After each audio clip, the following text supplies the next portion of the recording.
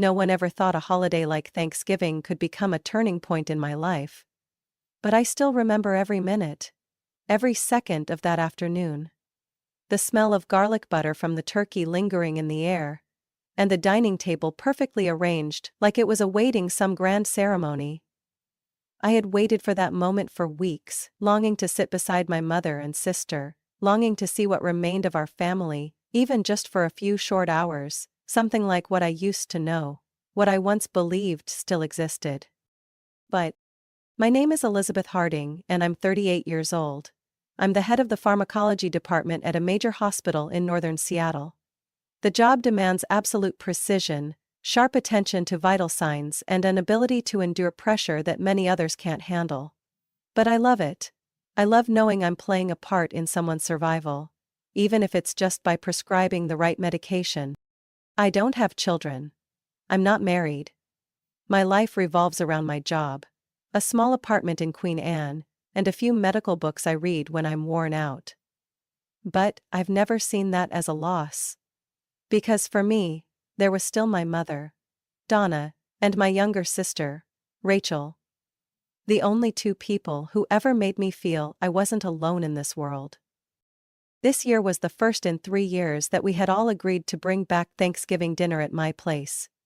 Rachel's usually busy with her fashion and lifestyle marketing on Instagram, where she has over 150,000 followers. And my mom often travels or attends community events in town with her new husband, Gordon. A man I've never really been close to. Still, when they both agreed to come to my house for dinner at 6 o'clock, something rare lit up in me. Joy. I started planning the menu on Monday. Mushroom stuffed turkey, mashed potatoes with salted butter, pumpkin tart, and the candied sweet potatoes with marshmallows that Rachel used to love back in high school. I wanted to keep everything traditional. Not because I'm old-fashioned, but because I believed those familiar flavors could bring back something we'd lost in all those years apart. That morning I woke up at 5 to start prepping ingredients, marinate the meat, and double-check the oven temperature. Every detail was meticulously cared for.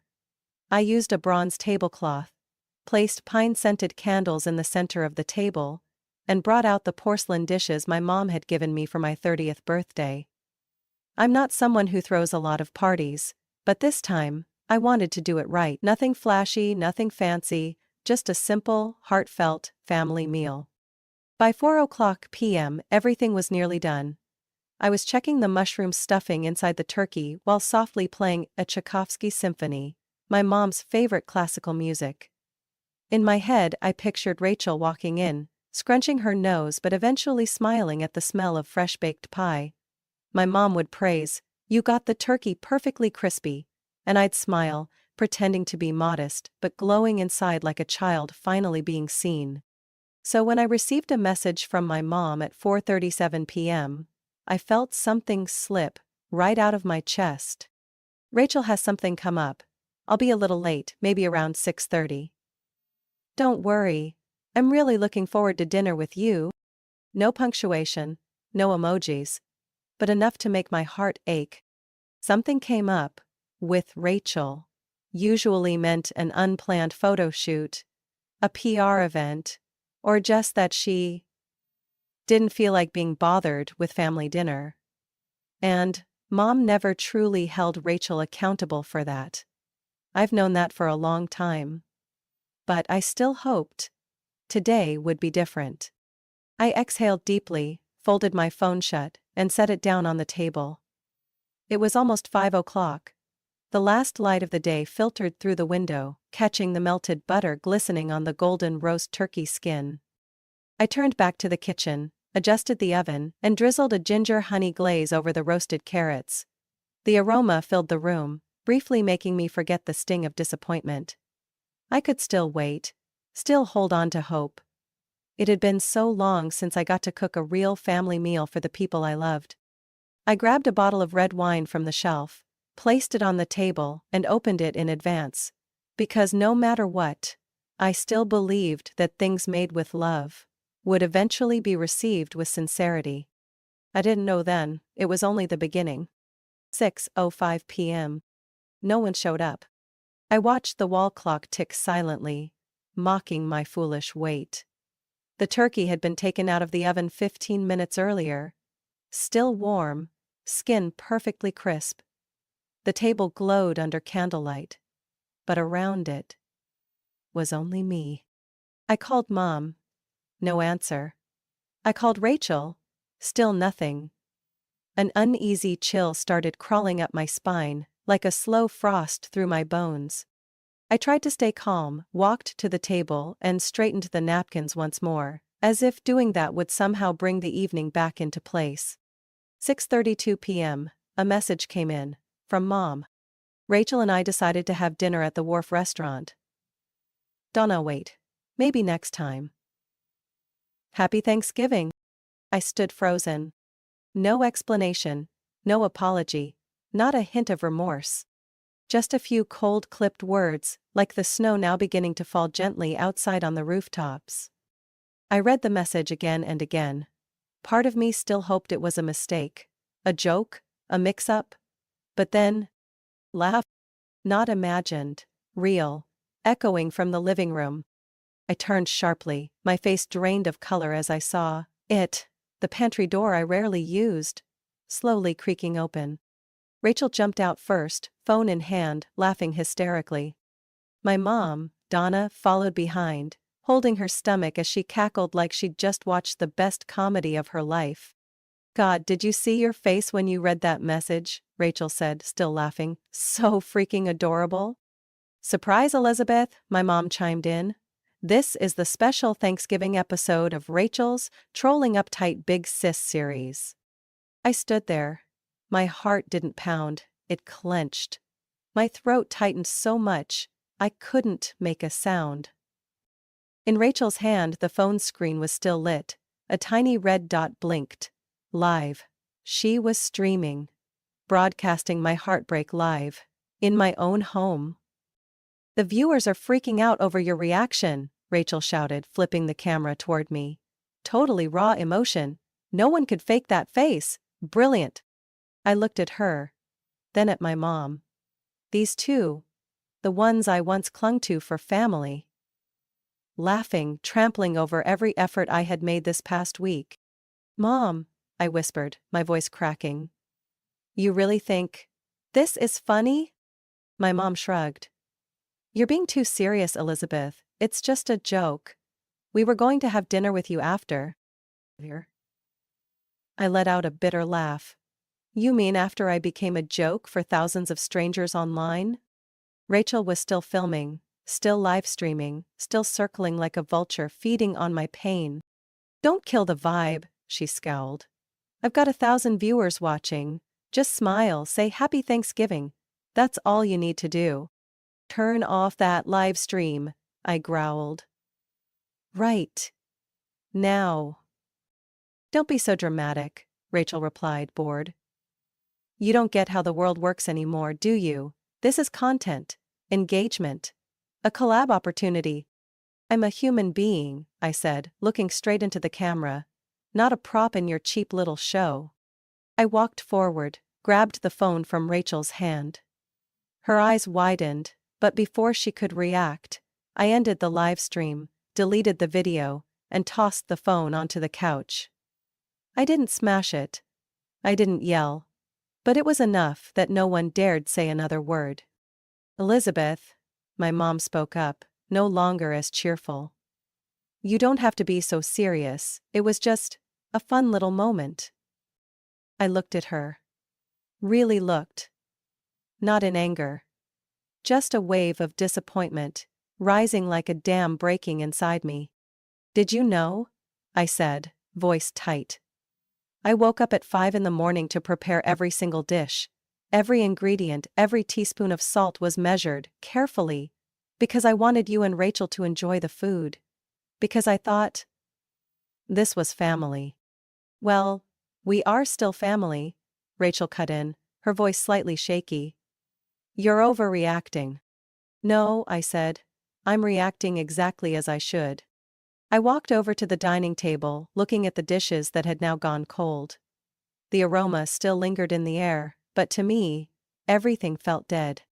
I removed my apron, folded it neatly, and placed it on a chair. I can't sit down and eat with you two, not after what just happened. Where are you going? Mom asked, her voice now edged with panic. I opened the door. Cold wind brushed against my face. But it felt better than any fake warmth inside. Anywhere, as long as it's not here. Elizabeth, don't be like that, Mom called after me. Rachel said nothing, her face had gone pale. I turned back one last time. You already had your party with your audience, didn't you? So enjoy it. As for me, I'm going to reclaim my dignity. And I walked away, leaving behind an air colder than the season's first snow. I stood at the doorstep, fingers clenched around my purse strap, but my feet didn't move. Not because I hesitated, but because something inside me was screaming. A part of me that had been silent too long, now suddenly wide awake. I turned, letting my gaze sweep across the living room, the room I had cleaned so thoroughly to welcome family. The bronze tablecloth, the perfectly seasoned turkey, the half-burned pine-scented candles. The room looked like a perfect stage for a cruel setup. I slowly walked to the table. From the edge I picked up the note Mom had left at the door earlier, the lifeless piece of paper that had crushed my chest for nearly an hour. We're eating at the wharf, enjoy your Thanksgiving dinner. Each word cut like a knife. Cold, ruthless, not a trace of care. I stared at the note for a few seconds, then suddenly ripped it in half. The sound of tearing paper echoed like thunder in the quiet living room. I didn't stop, I kept ripping. Tiny pieces scattered across the carpet. My hands shook, but not from weakness. From release. Rachel's jaw dropped, still holding her phone, though she'd stopped recording. Are you insane? She shouted, her face flushing. You just tore up the opening bit I was going to edit for the clip. Do you know how many views I got? I looked at Rachel, eerily calm. You're asking me about view counts? I smirked. And I'm asking if you still have a shred of conscience left. It was just a joke, Elizabeth. Mom jumped in, her tone sharp. You're blowing everything out of proportion. I turned toward her. For a second, I saw myself 10 years ago.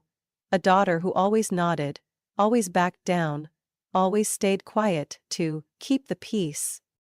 But that girl died in the sound of their laughter moments ago. Mom, do you know what hurts a person the most? I asked, voice steady but stinging. It's not being hated. It's being turned into a joke by the people they trust the most. My mom fell silent. I waited. I hoped.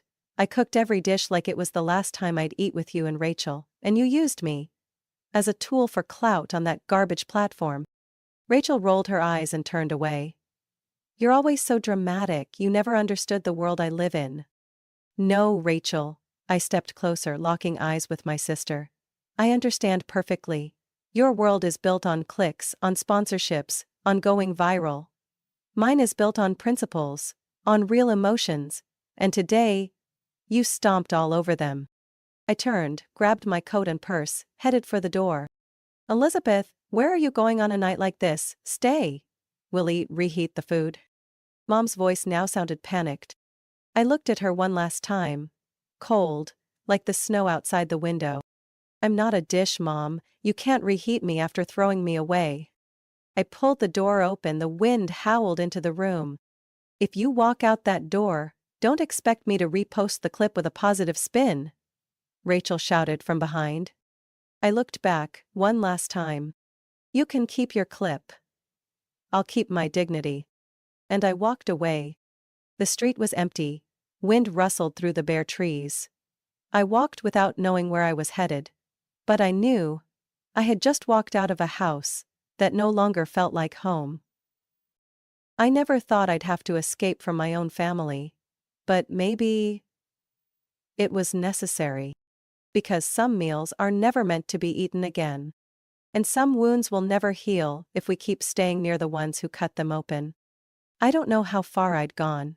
My feet were frozen stiff, my face numb from the night wind. The glow of a lit-up storefront ahead made me stop. A 24-hour grocery store. I stepped inside, hands trembling as I wrapped them around a cup of hot cocoa, like it might ease the sting inside me. I opened my phone, scrolled through the missed calls list. 10 from Mom. 4 from Rachel. No texts. No apologies. I cleared them all. Then froze when I saw an old message. Sent 3 days ago. Beth, if you change your mind, come by. We're doing Friendsgiving like every year, still the same old apartment. Mark's here, Julia too, and James is here as well. You know him? The handsome chef. Christine, my college friend. The only one who truly understood that I liked quiet, but always pulled me out of my shell every holiday. I had turned her down, saying, "This year, I'll be with family." I let out a bitter laugh. Family. I looked at the clock. 8:12 p.m. The party was probably still going. I bit my lip, hesitated. A part of me still wavered, afraid of the pitying looks, the awkward questions like, "Why are you here alone?" But then I thought, at least they wouldn't turn my pain into public entertainment. I quickly texted, "Christine, if there's still room, can I come?" The message was seen in just 20 seconds. Then a stream of typing bubbles popped up. "OMG, of course, we'd love to have you here, same address." Mark made his pumpkin spice again. "It's as terrible as ever, hurry up." I gripped my cocoa cup, smiling softly. For the first time that evening, I felt a little warmth inside. Christine's apartment hadn't changed. Cozy, adorably cluttered, and full of laughter. The moment the door opened, Christine ran out and wrapped me in a hug. "Beth, oh my gosh, look at you! You're soaked, get in here," she said, pulling me into the lively living room. "Everyone, look who's here." "Elizabeth Harding, the legendary pharmacist," Mark shouted, raising his wineglass. "The great keeper of Pharmacology 3, Julia chimed in, making everyone burst into laughter. I laughed along, a bit shy but surprisingly light-hearted. No one asked why I was late. No one pried. Just genuine welcome. No conditions. I sat down to a table overflowing with food. Turkey, mashed potatoes, apple pie, and a tray of maple leaf-shaped cookies. Right then Christine walked over, bringing with her a tall man with slightly tousled hair and a flour-dusted shirt. "Beth, let me reintroduce you, this is James. The head chef behind all this." James gave a warm smile, his voice calm and deep. "Very nice to finally meet you, Elizabeth. Christine talks about you all the time." "I'm not sure if I should be honored or terrified," I replied with a small laugh. He sat next to me and poured me a glass of warm apple cider. Something about his presence made the air feel gentler. No showmanship, no noise. Just a quiet steadiness that settled the room. "Christine said you're a pharmacist?" James asked, eyes lighting up. "That's right, I work in the pharmacology department at Evergreen Hospital, been there over 10 years now." "That's fascinating. I've been planning to open a wellness-focused restaurant emphasizing nutrition and health. But honestly, I don't know where to start scientifically." I tilted my head, intrigued. "A chef wanting to bridge culinary arts with pharmacology? You're thinking of building menus based on bioactive compounds?" I asked, more excited than I expected. James nodded. "Exactly. Like using turmeric and black pepper to enhance curcumin absorption, or making desserts with berries high in anthocyanins. I've read bits here and there, but I lack a solid foundation." I laughed. For the first time tonight it came from a place of belonging. "So, if I made suggestions, you'd take notes?" I teased. "I'd record the whole conversation if you'd let me," James replied, eyes twinkling. "A chef and a pharmacist teaming up. It actually sounds kind of brilliant." His words planted a quiet seed inside me. For years, I'd lived by the rules, followed routines, written prescriptions with utmost precision. But never had I thought that knowledge could be cooked into a dish. That night, we talked non-stop about functional foods, about spice combinations, about meals that nourished and healed. And me, the person who thought she'd lost everything, found something new: connection. When James walked me to the door close to midnight, he handed me a business card. "If you ever have time, I'd really love to hear more from you, about food, about health, And maybe about other things too. I took it and nodded. On my way back to the hotel, I kept turning the card in my hand. It wasn't just an invitation. It was a doorway. A doorway to something I hadn't expected. A life that might not be perfect, but was warm, sincere, and had room for me to be myself.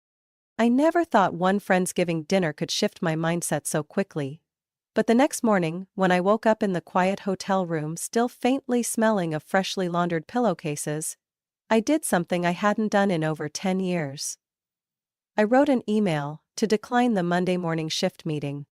I needed a break, not from work, from the noise, to breathe, to listen to the part of me that had been silenced for too long.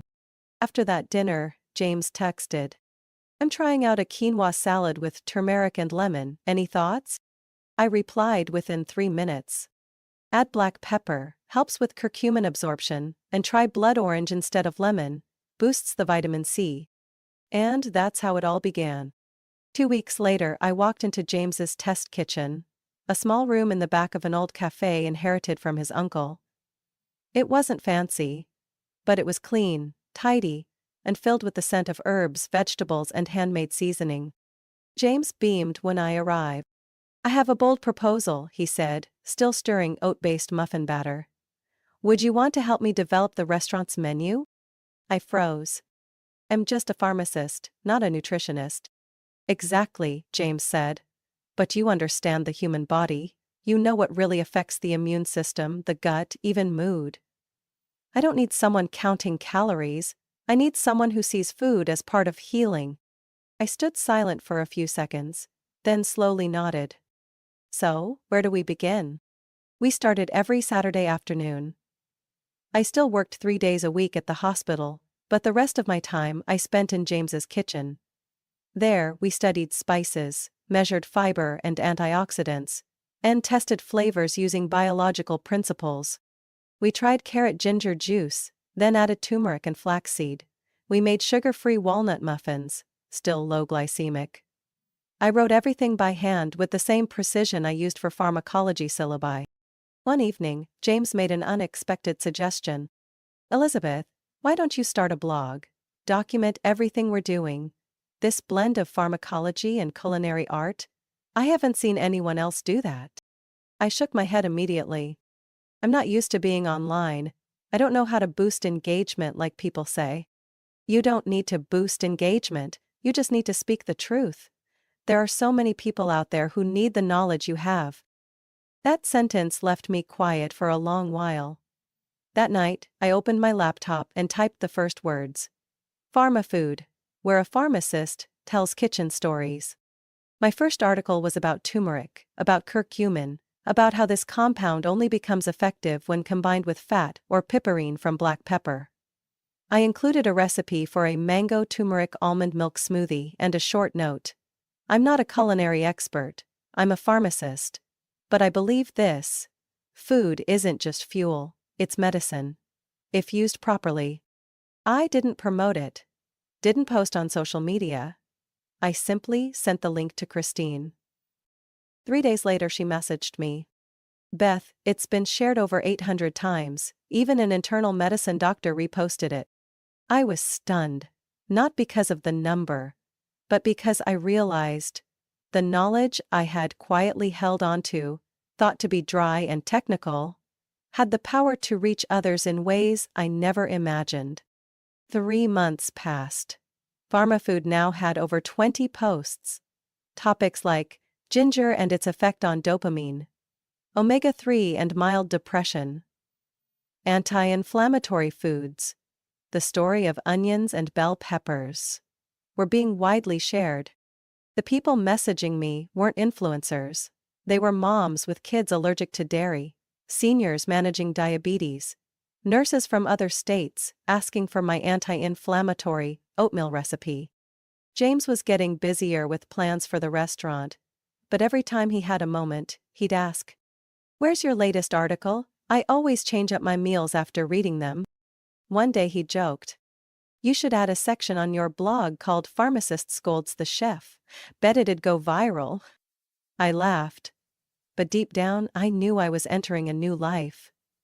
Not completely different, but for the first time I felt seen.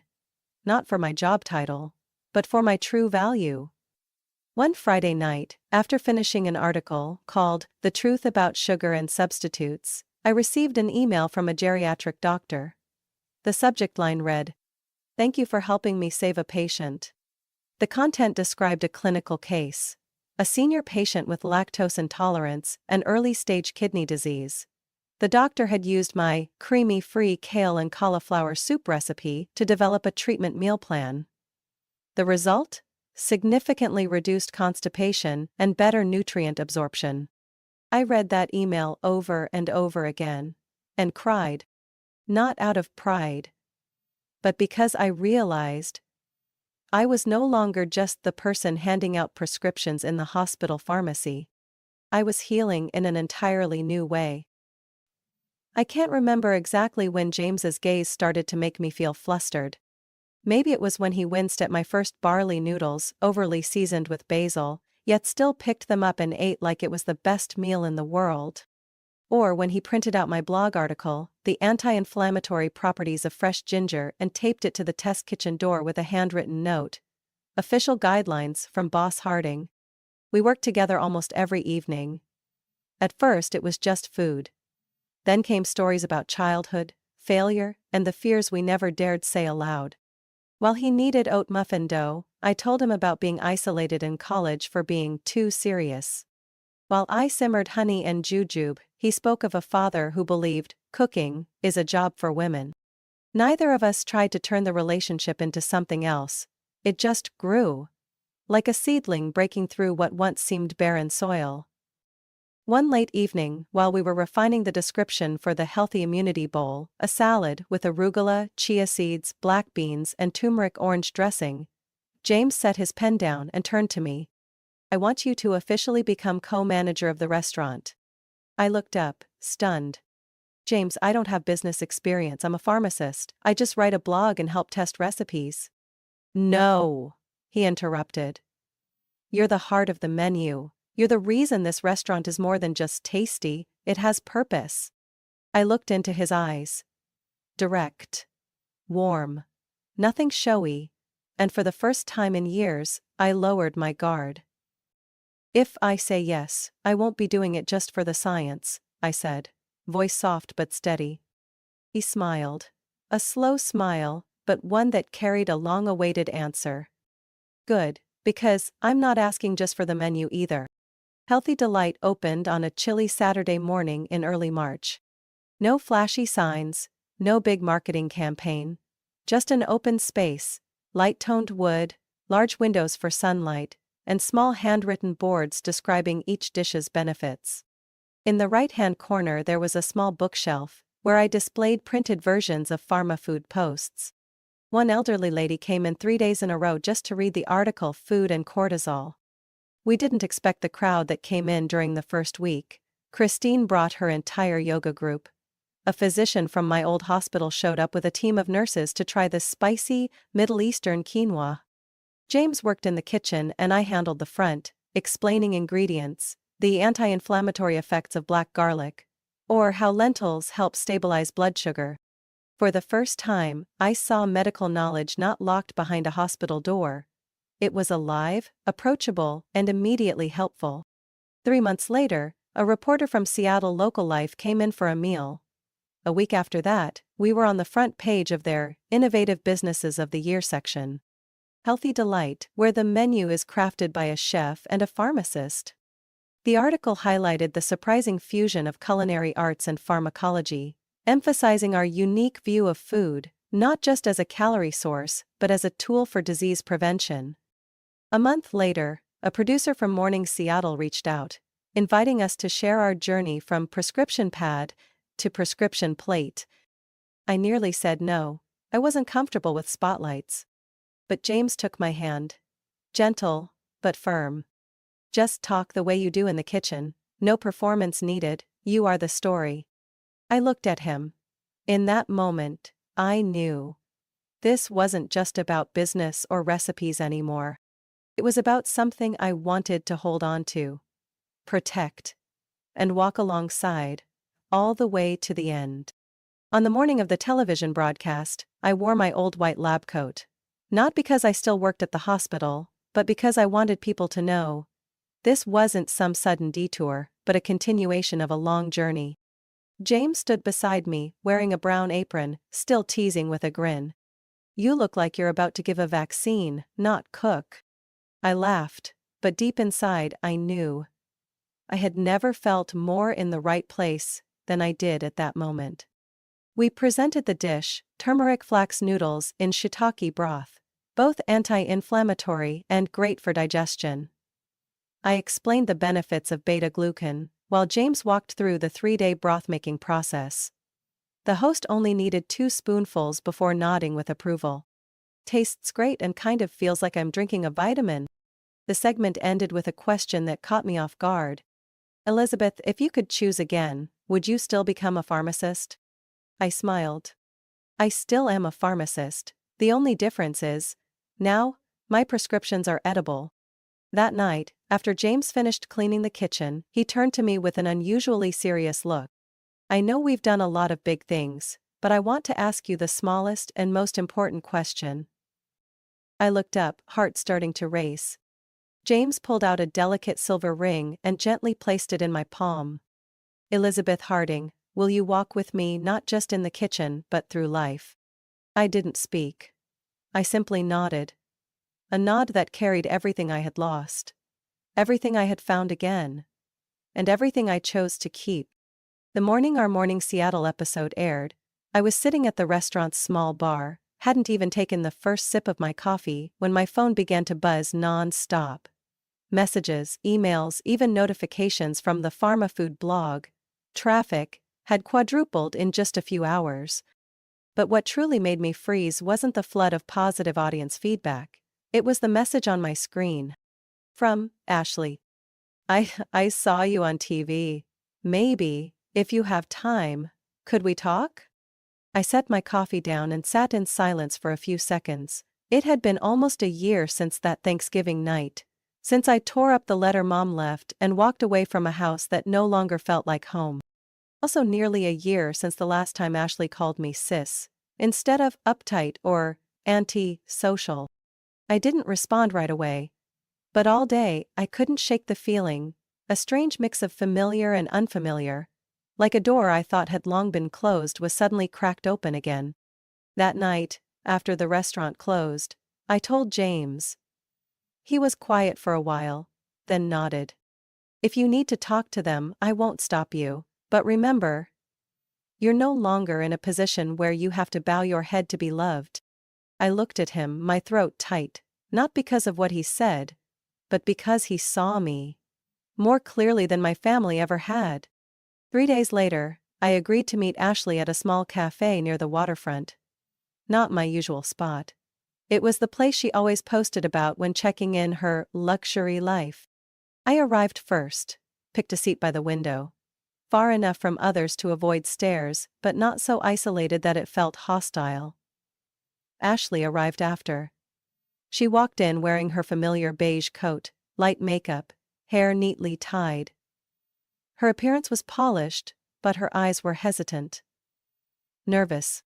"Hey sis," she said so softly I almost didn't hear. I nodded. No smile, but no hostility either. "You can talk." Ashley sat across from me, grabbed the glass of water already at the table, but didn't drink. She stayed silent for nearly 30 seconds, then exhaled. "I know, after what happened, I ruined everything." I said nothing. Let her continue. "That video after you left, it went viral fast. I thought it would be like every other time. Funny, shocking, then a few sponsorships would come in." She clenched her hands. "But this time, people weren't laughing. They called it emotional abuse. Said I used my own sister for views. A few brands canceled their contracts. I lost over 5,000 followers in just 3 days." Her voice trembled, but I stayed silent. "I tried to apologize, but you never responded, and I didn't know what else to do. Until I saw you on TV." She pulled out her phone and showed me a photo of her TV screen. I was smiling, holding a plate of food, the Healthy Delight logo behind me. At that moment, I was stunned. I couldn't believe someone like you was on television, not just because of how you looked, but because you stepped out of that comfort zone you always clung to. I smirked slightly. You're surprised I decided to live my own life? Ashley paused, then slowly nodded. And because you looked really happy. We sat in silence, then I looked directly at her, calm but firm. Ashley, I don't hate you. But I can't go back to the way things were. I've crossed a line where my self-respect was once used as a joke. She bowed her head. No excuses. No defense. I'm not the one who always swallows everything to keep the peace anymore. If you came to apologize, I'm willing to listen, but if you expect things to return to how they were, that won't happen. My voice stayed gentle, but each word cut clean like a blade scraping away old varnish. Ashley pressed her lips together. A single tear slipped down, but she didn't wipe it. I don't expect anything other than to say sorry, and if you'll let me, I'd like to visit the restaurant. Make a reservation, try your food. As just a regular customer. I paused for a moment, then nodded slightly.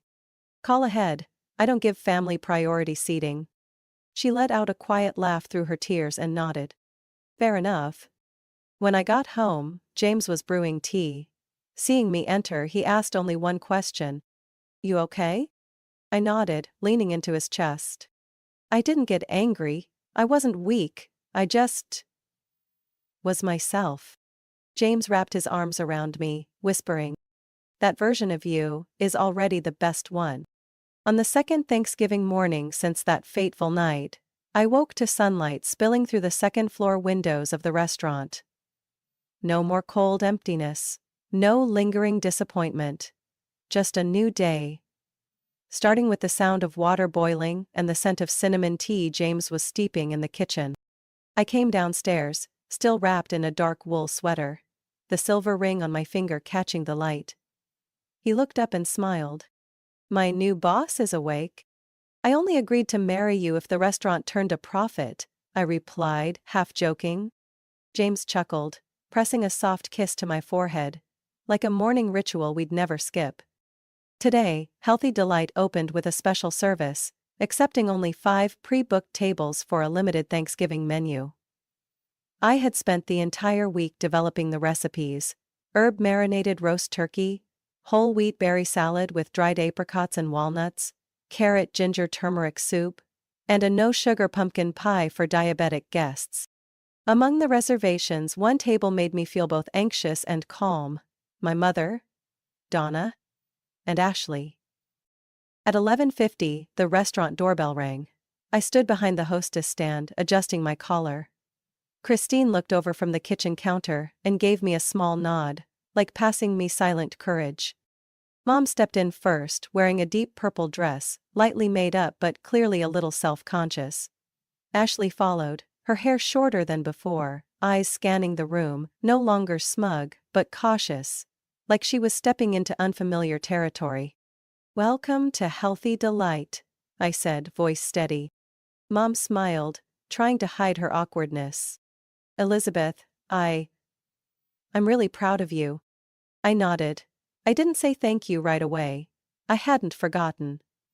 But I no longer held resentment either. Ashley spoke up. I have a reservation. Under Ashley Harding? I looked up at her. Eye to eye. No longer two sisters divided by judgment and hurt, just two women, learning how to come closer again. Table 4, right this way. During the meal, I didn't step out of the kitchen much, I just observed quietly through the glass door. Mom tasted the soup and nodded approvingly. Ashley took a photo, but didn't post it immediately, just quietly saved it to her phone. No loud laughter, no performances, just silence, but not a heavy one, the kind of silence shared by people trying to repair things without words. At the end of the meal, I stepped out. In my hands was a special dessert: chia mousse with maple syrup and roasted pistachios. This one's not on the menu, I said, placing the dish in front of them. It's for those who've been patient enough to wait. Ashley pressed her lips together, then whispered, "Have you forgiven me?" I looked at her, my gaze steady and mature. Forgiveness, maybe. But forgetting, no. Still, you tried. And that's the only thing that could bring us even a little closer. Mom placed her hand on mine. For the first time in years, I didn't pull away. I know I was wrong for siding with the laughter. And I'm truly sorry for not being there when you needed me. I nodded gently, my voice was calm but firm. It's okay now. Because I made the right choice leaving. That night, after all the guests had gone, James and I sat together at the long wooden table. The one we used to knead dough, chop vegetables, and now transformed into a special space for celebrations.